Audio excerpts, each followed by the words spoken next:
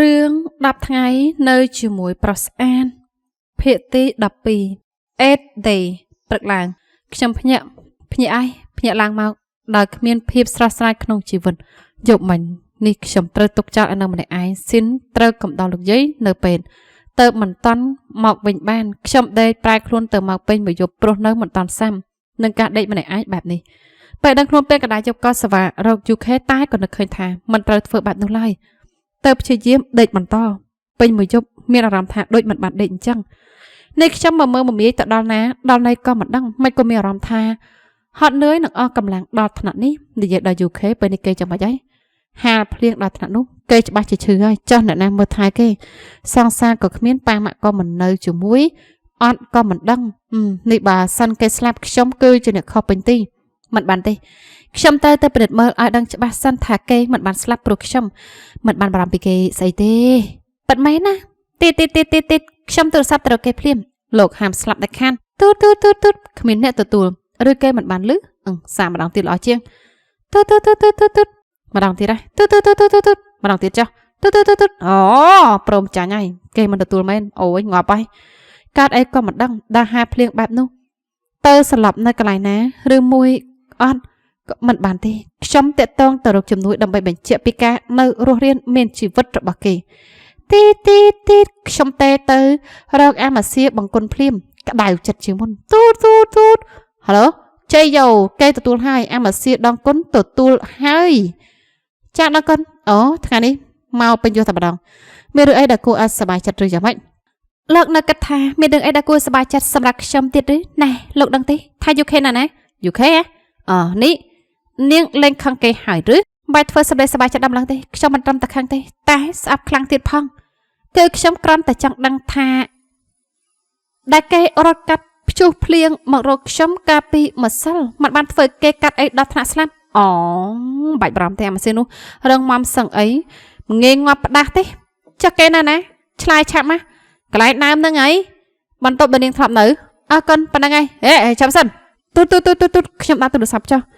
ទិសដៅរបស់ខ្ញុំគឺបន្ទប់មួយនោះបន្ទប់ដែលខ្ញុំមិនចង់ទៅចន់បំផុតនៅលើលោកខ្ញុំឈរនៅមុខបន្ទប់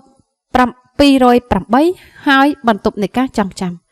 ខ្ញុំពិតជាមិនចង់ចូលទៅក្នុងទេមិនចង់ប្រាប់ទេថាខ្ញុំមានកូនសោបន្ទប់នេះនៅក្នុងដៃហើយបើខ្ញុំចូលទៅជួបគេដេកហាមសួតងាប់ខ្ញុំធ្វើមិនទៅមកវិជាបឋមព្យាបាលរាប់ឆ្នាំខ្ញុំមិនដែលបានបន្ទូលល្អទេមែនហើយបងស្រីហ៊ុនមីណានោះអីនាងជាកលិនបឋាយិកានាងនៅបន្ទប់ក្បែរនេះតែហើយនាងឲ្យមកមើលថែបន្តិចល្អជាងទោះមិនចង់និយាយជាមួយក៏ដោយទីងតងខ្ញុំចិត្តក៏ដឹងបន្ទប់ហ៊ុនមីណាតែក៏ស្ងាត់គ្មានសម្លេងតបតសង្ស័យតាមភាពពីដេកសាកម្ដងទៀតល្អជាងទីងតងចិត្តតិចមកហើយខ្ញុំបានលឺសម្លេងមនុស្សប្រុសងាប់ហើយនេះខ្ញុំមកចុចខុសបន្ទប់រត់នេះភ្លេចទៅថានៅក្បែរបន្ទប់នេះវាមានទាំងខាងឆ្វេងនិងខាងស្ដាំបងស្រីអញនៅខាងស្ដាំក៏ថាបានឆាប់រត់ពួនបានមកចាប់បន្ទប់នេះជាយ៉ាគូសាកំពុងអង្គុយរាប់កំភ្លើងហើយទាញ M16 មកភ្ជង់មកខ្ញុំតើធ្វើមិនទៅអូយទៅល្អជាងវើយលេងតន់ហើយគេមកហើយគឺថាមីណាកំពុងភ្លាមនោះពេលម្ចាស់សម្លេងបានធ្វើចេញមកហើយក៏វ៉ានឹងមកខ្ញុំគេក៏ស្លុតខ្ញុំក៏ស្លុតជាងការបានលើ UK និយាយជាមួយមេសៀដងគុណទៅទៀតព្រោះអ្នកដែលរើចំពោះមុខគឺបរោះដែលខ្ញុំស្រឡាញ់បំផុតតែថ្ងៃនេះបាយជិះមកជួបគេនៅក្នុងសភាពសក់សបុកមាត់ដោយទឹកងើបពីដេកនិងដែលសំខាន់គេរំកន្សាញ់តូចតែមួយស៊ីនiPhone នេះស្អីតើមិនក៏បងមកដល់ទីនេះនេះជាបន្ទប់បងស្រីហ៊ុនមីណាណាគេស៊ីនសំឡេងរបស់បងស្រីមីណាស្រ័យពីក្នុងនាងអើតមុខចេញមកក្បែរស៊ីននៅក្នុងសភាពសក់សបុកមាត់និងឈុតដេកស្ដាងមើលធ្លុះដូចមិនពាក់ស្អីអញ្ចឹងងាប់ហើយ iPhone មកបានយ៉ាងម៉េចនេះនាងណាត់ iPhone មកទីនេះឬហ៊ុនមីណាស៊ិនងាកទៅកំហុសដាក់ហ៊ុនមីណាតែហ៊ុនមីណាក្រវីក្បាលមិនទេខ្ញុំមិនដឹងរឿងទេស្បត់បានណែ iPhone នាងប្រាប់ស៊ិនទៅថាខ្ញុំមិនបានប្រាប់នាងទេគ្មានអ្នកណាប្រាប់ខ្ញុំទាំងអស់សង្ស័យតែព្រះអាណិតទៅកំណត់ជើកចិត្តតាឲ្យខ្ញុំត្រូវមកជួបនឹងបងនៅក្នុងសភាពបែបនេះល្អទេទៅល្អបានយ៉ាងម៉េចនាងមកទីនេះធ្វើអីខ្ញុំទៅវិញទៅដាក់គួរទៅសួរបងថាមកទីនេះធ្វើអីគឹមដេស៊ីនខ្ញុំស្រែកដល់មកគេទឹកភ្នែកចាប់ផ្ដើមរលងទៀតហើយនៅខ្ញុំត្រូវមានរឿងឲ្យយំរាល់ថ្ងៃរាល់នាទីមែនទេទៅសំចិត្តអ្នកដតីនេះឬមកដេកកំដៅលោកយាយមិនក៏លោកយាយនៅក្មេងនៅស្អាតបែបនេះហាត់អីចាប់ឲ្យកុហកខ្ញុំហាត់អីនាងទៅវិញទៅដាក់កុហកខ្ញុំមកបិយុកនាងบอกប្រាប់ខ្ញុំថារស់នៅជាមួយមីងតែ តាមពិតគឺមិនមែនទេនាងមកនៅជាមួយប្រុសទៅវិញទេនេះបានមិនបានមីណាប្រាប់ការពិតឲ្យដឹងទេខ្ញុំប្រហែលជាត្រូវពាក់ស្នែងកបីកាន់តែយូរទៀតហើយស្អីគេនេះស៊ីនដឹងរឿងនេះយូរហើយអញ្ចឹងឬបងស្រីពេទ្យជាអ្នកប្រាប់អញ្ចឹងឬបងស្រីពេទ្យប្រាប់បងឯងប្រាប់ពីការខ្ញុំមិនចង់ជឿទេគឺពេលដែលខ្ញុំទៅផ្ទះវិញមីណាចាប់ដៃហើយលួចញាត់លេខទូរស័ព្ទឲ្យប្រាប់ថាមានរឿងចង់ប្រាប់ទៅខ្ញុំទេមករកគេក៏ប្រាប់ការពិតបើដឹងការពិតអស់ហើយបងក៏ត្រូវដឹងទៅថាអូនធ្វើគ្រប់យ៉ាងគឺដើម្បីបងស្រីពេទ្យបងប្រាប់ស៊ីនការពិតឬអត់បងប្រាប់គេដោយដែលខ្ញុំនិយាយឲ្យស្ដាប់ដែរទេស្រីភាសានេះញាក់ស្មាតតែមិនឆ្លើយទៅស៊ីនឆ្លើយចំនួនការពិតស្អីការពិតដែលនាងចង់មកនៅជាមួយអា CUK ស្អីគេនោះហ៎ហើយឲ្យមីណាមកបើកខ្ញុំថាជំនាញរបស់នាងនេះហើយជាការពិតដែលខ្ញុំមិនដឹងមិនអញ្ចឹងទេបងស្រីបងក៏ដឹងគ្រប់យ៉ាងមិនក៏បងមិនប្រាប់ការពិតទាំងអស់ទៅមិនក៏បងមិនប្រាប់ថាខ្ញុំមកនៅជាមួយ UK ព្រោះអីមិនក៏បងប្រាប់ស៊ីនតែប៉ុណ្ណឹងហេតុអីទៅខ្ញុំចូលទៅរត់ណាមីណាតែត្រូវស៊ីនមកចាប់កញ្ឆក់ហើយច្រានចេញលេងនាងគ្មានសិទ្ធអីមកខឹងគេទេអ្វីអាក្រក់ៗដែលនាងធ្វើវាសំគួរនឹងបានទទួលការលេបបដាឲ្យខ្ញុំដឹងស្រាប់ទៅហើយតែអូនមិនបានធ្វើខ្ញុំស្រែកតវ៉ាទឹកភ្នែកហូរមិនដាច់ដល់ការឈឺចាប់បំផុតបងស្រីមីណាបងមេចេតនាលាក់បាំងការពិតរឿងរបស់ខ្ញុំនៅ UK មែនទេចិត្តថ្លាមបងធ្វើពីអីមិនក៏បងមកនៅជាមួយស៊ីនទាំងដែលបងក៏ធ្លាប់ថាប់ UK ទៅហើយខ្ញុំឃើញថ្ងៃនោះបងថាប់គ្នាជាមួយគេមិនក៏មកក្រវល់នឹងស៊ីនទៀតហេតុអីប្រាប់ឲ្យដឹងក៏បាននាងភ្លើនាងយកដៃចុចថ្ងាសខ្ញុំខ្លាំងសឹងតែផ្កាក្រោយយកខេមិនបានជួយចិត្តខ្ញុំទេគេជួយចិត្តនាងគេមកសុំវ៉ាឲ្យខ្ញុំជួយមកថានាងហើយក៏ជួយសម្ដែងជាមិញឲ្យនាងទៀតខ្ញុំចង់យករបស់តបស្នងគេក៏ព្រមទៅខ្ញុំរើសយកការថាប់គ្នាតែគេបាច់ជាសោះក៏ក្រដាក់ខ្ញុំខ្លាំងណាស់ថាបែបមិនរវីរវល់វាជាការថាប់ដែលរីងស្ងួតដូចទឹកបាត់ពីងអញ្ចឹងវាមិនផ្អែមល្ហែមស្រួយស្រាប់ដូចខ្ញុំជួបប្រទេសទេបើខ្ញុំជួបបែបនោះហើយទៅខ្ញុំមិនចាប់អារម្មណ៍គេទៀតទេស៊ីនបកកាយខ្លាំងណាស់គេធ្វើខ្ញុំស្កប់ស្កល់មែនទេស៊ីននិយាយចាប់នាងក៏ថាថ្វាស៊ីននៅចំពោះមុខខ្ញុំដែលជាសង្សារសង្សារអញ្ចឹងឬតទៅប្រហែលជាលេងមានឈ្មោះអញ្ចឹងទៀតហើយហេតុអីគ្រប់យ៉ាងនៅលើលោកនេះវាមើលទៅខូខើដល់ថ្នាក់នេះហេតុអីក៏ព្រះជាម្ចាស់មានចេតនាធ្វើឲ្យខ្ញុំត្រូវការឲ្យខ្ញុំជួបទុកសោកជាច្រើនដល់ថ្នាក់នេះអញ្ចឹងខ្ញុំគួរតែចាក់ចេញពីលោកនេះមែនទេទៅគ្រប់គ្នាសាមចិត្តខ្ញុំគួរតែធ្វើមិនទៅខ្ញុំយំសឹងតែមិនសល់ទឹកភ្នែកហូរទៀតខ្ញុំមានអារម្មណ៍ថាដង្ហើមដូចជាដាច់តែភ្នែកសម្លឹងមុខលក់លុយរបស់គឹមដេស៊ីននិងហ៊ុនមីណាចាប់ផ្ដើមព្រុលទៅខ្ញុំមានអារម្មណ៍ថាដូចជាចិត្តដាច់ខ្យល់មែនទេណាខ្ញុំកំពុងតែចិត្តស្លាប់ហើយណាញទេខ្ញុំខំប្រឹងបាក់ភ្នែកឡើងយ៉ាងលំបាកជាច្រើនថ្ងៃកន្លងមកនេះមានអារម្មណ៍ថាខ្លួនឯងដូចជាមនុស្សចាស់យ៉ាងម៉េចក៏មិនដឹងទុនខ្សោយគ្មានកម្លាំងលះលហើយអស់សង្ឃឹមដូចមនុស្សចិត្តងាប់មិនចង់ជឿទេថាជីវិតមនុស្សម្នាក់អាចធ្លាក់មកដណ្ដាបបានខ្លាំងដល់ថ្នាក់នេះត្រូវមនុស្សប្របាក់ប្រាស់សង្សារក្បត់ចិត្តអ្នកដែលខំជឿទឹកចិត្តក៏ក្បត់ដឹងខ្លួនហើយសំដីអ្នកណាមែនហើយនេះជាកន្លែងណាខ្ញុំមកនៅទីនេះបានយ៉ាងម៉េចលើកចុងក្រោយចាំបានថាខ្ញុំជួបនឹងហេតុការណ៍តោះស្លុតបំផុតលើលោកត្រូវរំទះបាញ់ចំកណ្ដាប់បេះដូងនៅមុខបន្ទប់ហ៊ុនមីណាចាំមិនក៏ពេលនេះខ្ញុំមកនៅលើក្រែងបានក្រែងណាហើយព្រោះអ្វីខ្ញុំព្យាយាមសម្រាប់ភ្នែកឲ្យសាំនឹងពន្លឺហើយក៏វិក្បាល2-3ដងឲ្យសតិចូលមកក្នុងរាងកាយវិញតែសង្ស័យសតិខ្ញុំមិនតាន់ចូលមកទេព្រោះខ្ញុំឃើញអាមសៀចានបង្គន់អង្គុយញញឹមនៅក្បែរក្រែកដេកខ្ញុំលើកមកបានចាំបាច់នោះគឺជាពាក្យរទេរបស់នាងឬវាគឺជាសមុទ្រទៅវិញទេលើកមកទៅនេះបានយ៉ាងម៉េចចើណាននាំលើកមកនាងគួរទៅសួរថានាងមកទៅនេះបានយ៉ាងម៉េចទៅវិញទេមែននេះសតិខ្ញុំសតិត្រឡប់តលិនឬខួរក្បាលកន្លក់ក៏មិនដឹងគ្រប់យ៉ាងវាកាត់ឡើងបែបលឿនរហ័សដែលធ្វើឲ្យខ្ញុំទទួលមិនទាន់គឺវាកំពុងតែស្លុតនៅឡើយទេតែយំមិនចាញ់ទឹកភ្នែកវាអស់ចាខ្ញុំមកទៅនេះបានយ៉ាងម៉េច UK នាំនាងមកវាមកដល់បន្ទប់ឃើញនាងឈរឆ្លោះគ្នាជាមួយពួកនោះហើយក៏រស់ស្លាប់ទៅវានាំនាងមកសម្រាប់នៅទីនេះថែមទាំងនៅកំដរនាងពេញមួយយប់ទៀតទៅនឹងចាញ់ទៅមិញនេះទេវាទេឲ្យខ្ញុំមកយាមនាងអូ UK អីចឹងឬ UK ជាអ្នកនាំខ្ញុំមកទីនេះពិតមែនឬចាស់គេទៅភ្នោសង្សារចាស់របស់គេឬមិនសង្សារទេប្អូនស្រីទេតាប្អូនស្រីប្អូនស្រីទេដែលស្លាប់ចុះកវលនេះទៅនៅឃើញថាកវលនៅចាប់នឹងទៅជារហូតមិនក៏មិនឲ្យគេវិញអញ្ចឹងគឺរបស់ប្អូនស្រីវានឹងឯងចាំមិននាងស្គាល់ស្រីម្នាក់នេះទេអូនៅសក់អាមសេនេះក៏យករូបថតមួយសន្លឹកមកដាក់ពីមុខឃើញតែវាផ្លេចខ្ញុំក៏ចាំបានភ្លាមសេណាប៊ីជាមិត្តជិតស្និទ្ធនៅផ្ទះខ្ញុំតែនាងស្លាប់យូរហើយដែរគឺម្នាក់នេះហៅថាជាប្អូនស្រីម៉ែផ្សេងគ្នារបស់ UK ឈ្មោះសេណាប៊ីហៅក្រៅស៊ីវ៉ានេះឬពិតមែនឬនេះ UK ជាបងប្រុសរបស់ណាប៊ីចឹងឬអូយងាប់ហើយចាំជាមកមែនខ្ញុំនិងណាប៊ីចិត្តដិតគ្នាតាំងពីនៅតូចតែខ្ញុំមិនដឹងថានាងមានឈ្មោះហៅក្រៅថាស៊ីលវ៉ាធ្លាប់តែហៅណាប៊ីអូខ្ញុំនឹកឃើញនាងក៏ធ្លាប់ប្រាប់ថាមានបងប្រុសម្ដាយផ្សេងគ្នាឈ្មោះស៊ីស្អីទេឬនៅបរទេសហើយម្ដាយមកលេងស្រុកកំណត់ទេទៅខ្ញុំមិនធ្លាប់ជួបគេហើយមិនចាប់អារម្មណ៍ទៀតថា UK គឺជាបងប្រុសរបស់ណាប៊ី មែនស៊ីវ៉ានេះស្គាល់គឺជាប្អូនស្រីរបស់ UK ហើយមុនគេស្លាប់ក៏បានទងសម្បត្តិមួយច្បាប់ឲ្យ UK ដែរតែដែលវាជាគុណសោសំខាន់សម្រាប់រឿងដែលកាត់ឡើងទាំងអស់អាមកសៀចាន់មកគុណហ៊ុនសម្បត្តិមួយមកឲ្យខ្ញុំដែលវាមានអសររបស់ណាប៊ីខ្ញុំឲ្យចាំច្បាស់ជឿនបានប្រាពេលដែលបងកំពុងកាន់សម្បត្តិនេះខ្ញុំប្រហែលជាមិននៅលោកនេះទៀតទេខ្ញុំសុំទោសដែលធ្វើខ្លួនប្រេះផ្ដាស់នឹងជាប្អូនស្រីដ៏ល្អដូចដែលបងចង់ឲ្យធ្វើមិនបានខ្ញុំពិតជាសោកស្ដាយខ្លាំងណាស់ខ្ញុំដឹងថាពេលវេលារបស់ខ្ញុំកាន់តែជិតអស់ហើយពេលប្រាប់ថាខ្ញុំរស់នៅមិនបានយូរទៀតទេតែមុននឹងចាក់ចេញទៅខ្ញុំចង់លើកជំនះបានប្រកាន់តែខ្ញុំធ្លាប់ធ្វើឬសង្ឃឹមថាបងនឹងជួយដោះស្រាយរឿងរ៉ាវទាំងអស់នោះជាមួយខ្ញុំហើយដែលខ្ញុំត្រូវខ្លាចច្បាប់នេះក៏ព្រោះតែអាប្រខុសខើម្នាក់នោះវាធ្វើឲ្យខ្ញុំខូចចិត្តទៅខ្ញុំប្រព្រឹត្តខ្លួនមិនល្អធ្វើខ្លួនប្រេះផ្ដាស់រហូតឆ្លងរកកាយសាហាវប្រុសម្នាក់នោះឈ្មោះគេមដេសិនហៅស៊ីនជាសង្សារមិត្តជាស្រីរបស់ខ្ញុំឈ្មោះម៉ាប៊ីយកហៅ iPhone មិនពិតទេគីមដេសិនហៅស៊ីនស៊ីលនិងស៊ីនតើមានន័យយ៉ាងម៉េចមិនពិតខ្ញុំមិនជឿទេមិនជឿខ្ញុំមិនជឿដៃរបស់ខ្ញុំចាប់ផ្ដើមញ័របេះដូងលោតញាប់ដោយចង់ខ្ទាតចេញពីទ្រូងភ្នែករបស់ខ្ញុំមើលទៅទូរស័ព្ទបន្តហើយក៏មានអារម្មណ៍ថាកំពុងតែចង់ស្រក់ទឹកភ្នែកម្ដងទៀតហើយខ្ញុំអាក្រក់ដល់ខ្លួនឯងដែលលើសេពកោសង្សាររបស់មិត្តភ័ក្តិខ្ញុំដឹងថា iPhone ស្លាយស៊ីនខ្លាំងណាស់តែខ្ញុំក៏នៅតែធ្វើវាចាញ់ទៅខ្ញុំហាមចិត្តខ្លួនឯងមិនបានពិតមែនបងស៊ីនជាអ្នកមកចាស់ចង់ខ្ញុំមកខ្លួនឯងខ្ញុំព្យាយាមហាមចិត្តដែរតែហាមរួចតាមពិតអំឡុងពេលដែល iPhone ទៅបោះជំរំគឺជាពេលដែលខ្ញុំមកស៊ីនមានក្តីសុខខ្លាំងណាស់តែទោះជាខ្ញុំស្លាយស៊ីនប៉ុណ្ណាក៏ខ្ញុំមិនធ្លាប់គិតថាដដើមគេពីមិនដែរទឹកភ្នែករបស់ខ្ញុំចាប់ផ្ដើមស្រក់មកទៀតហើយការដែលដឹងថាអ្នកដែលយើងស្រឡាញ់ទៅស្រឡាញ់អ្នកផ្សេងគឺឈឺចាប់ខ្លាំងណាស់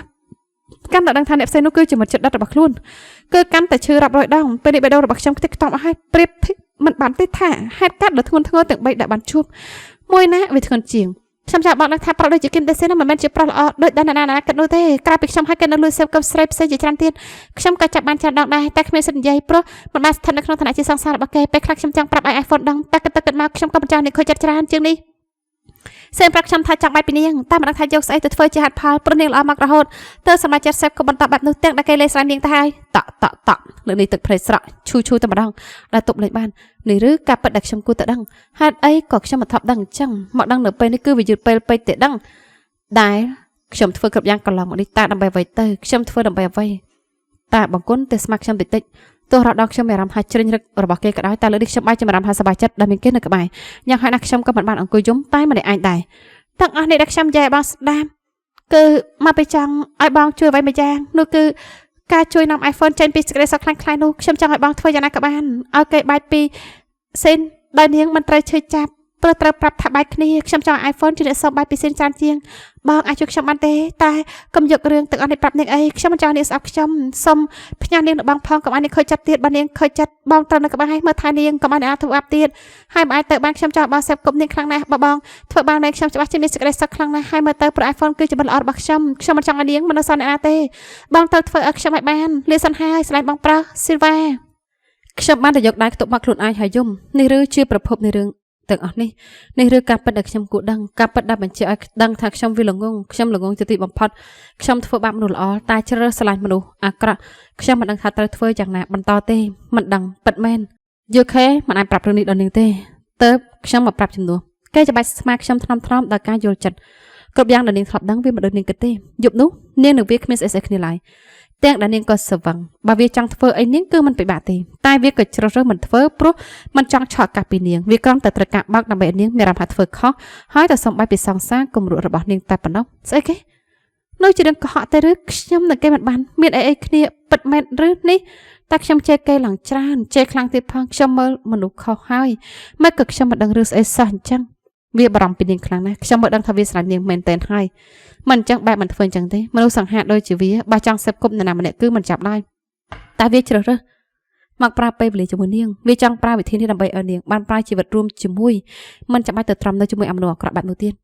អារឿងដែលឲ្យនាងយកកាបូបលុយទៅទុកក្នុងទូដៃគឺមកពីមិនចង់ឲ្យនាងខាតលុយមួយវ៉ុនពេលនៅជាមួយគ្នានាងភ្លេចកាបូបមួយទៀតនៅក្នុងបន្ទប់ទឹកវាយកទៅដាក់នៅបន្ទប់ទទួលភ្ញៀវហើយវាផ្ដាំប្រាប់ថាបើនាងភ្ញាក់ឲ្យយកទៅវិញផងតែខ្ញុំមិនចង់ទៅវិញទេខ្ញុំមិនចង់ទៅណាទាំងអស់មានន័យថាម៉េចយកខែនៅភ្នំសៀវ៉ាមែនទេមែនខ្ញុំមិនសុំនៅជាមួយគេត្រឹមតែ10ថ្ងៃទេតែខ្ញុំសុំនៅជាមួយគេពេញមួយជីវិតខ្ញុំនឹងត្រូវគេ 10 day and forever ខ្ញុំដើរកាន់ផ្កាមួយបាច់ធំទៅរកភ្នំរបស់សៀវ៉ាយកខែឈរនៅត្រង់នោះដដែលគេកំពុងនិយាយអ្វីម្យ៉ាងក៏មិនដឹងខ្ញុំបានឮមិនសូវច្បាស់ហើយគេក៏មិនដឹងដែរថាខ្ញុំមកតែខ្ញុំត្រូវដើរចូលទៅយ៉ាងស្ងៀមស្ងាត់បំផុតសង្ឃឹមថាឯងនឹងកាពិតហើយថាវាបែបណានោះ ហើយប្រហែលជាមិនខឹងបងទេប្អូនស្រីបងក៏ស្ដាប់ស្ដាយដែរដល់រឿងគ្រប់យ៉ាងវាត្រូវបញ្ចប់ដល់បែបនេះបងមិនអាចធ្វើឲ្យម៉ាប៊ីជុកបាយពីអាម៉ាស៊ីននោះបានទេបងធ្វើនាងស្រឡាញ់បងមិនបានតែជឿបងទៅមនុស្សល្អៗដូចនាងព្រះច្បាស់ជាតាមខំក្រមព្រះជាម្ចាស់ច្បាស់ជាតាមខំក្រមបងជឿថាការពិតនឹងត្រូវបានបើកកកាយថ្ងៃណាមួយនាងនឹងបានយល់ចំពោះអ្វីដែលបងធ្វើខ្ញុំយល់ហើយខ្ញុំស្រែកចេញទៅខ្លាំងយូខេភ្ញាក់បន្តិចហើយងាកខ្វាប់មកមើលខ្ញុំភ្លាម iPhone ខ្ញុំញញឹមតិចដាក់គេហើយយកបាច់ផ្កាទៅដាក់មុខភ្នោមិត្តសម្លាញ់ស៊ីវ៉ាខ្ញុំដឹងរឿងទាំងអស់ហើយខ្ញុំមិនបាច់បារម្ភទេថាខ្ញុំមិនខឹងនាងទេតែបើជាសោកស្ដាយខ្លាំងណាស់ដែលបានដឹងការពិតនៅក្នុងពេលដែលវាយឺពេលទៅហើយនាងប្រហែលជាទុកចិត្តណាស់មែនទេពេលដែលនាងឈឺខ្ញុំចង់ទៅសួរសុខទុក្ខតែនាងមិនព្រមឲ្យខ្ញុំទៅពេលដែលខ្ញុំដឹងហើយថាព្រោះអ្វីខ្ញុំខូចចិត្តខ្លាំងណាស់ខូចចិត្តមែនទេដែលនាងត្រូវមកជួបអ្វីបែបនេះហើយក៏សូមអរគុណខ្លាំងណាស់ដែលនាងនៅតែស្រឡាញ់និងបារម្ភពីខ្ញុំជានិច្ចតែនាងមិនបាច់បារម្ភទេអ្វីដែលនាងសង្ឃឹមទុកវាខ្លាចជាការពិតតែខ្ញុំនឹងបងប្រាស់នាងនឹងធ្វើនាងសំបំណង iPhone នាងនិយាយស្អីរបស់នាងហ្នឹងយូខេសួរដល់រដ្ឋចិត្តខ្លាំងណាស់ទៅខ្ញុំងើបឈរហើយញញឹមស្រក់ដាក់គេអាម៉ាស៊ីបកុននិយាយរឿងទាំងអស់ខ្ញុំស្ដាប់អស់ហើយខ្ញុំយកគ្រប់យ៉ាងហើយខ្ញុំសោកស្ដាយមែនទេដែលធ្វើបាបចិត្តលើទាំងតែលោកល្អដាក់ខ្ញុំមករហូតខ្ញុំមានអ្វីម្យ៉ាងចង់ប្រាំស្អីគេខ្ញុំចង់ញ៉ាំអលឹកយូខេញញឹមពើព្រាយមែនហើយនេះនៅមិនតាន់គ្រប់10ថ្ងៃទេយើងនៅតែប្រើ password នេះយូខេខ្ញុំលូកដៃទៅចាប់ច្បាច់ដៃរបស់គេស្រាលលោកជាបរិះដែលគួរស្រឡាញ់ខ្លាំងណាស់ទោះយើងនៅជាមួយគ្នាមិនគ្រប់10ថ្ងៃ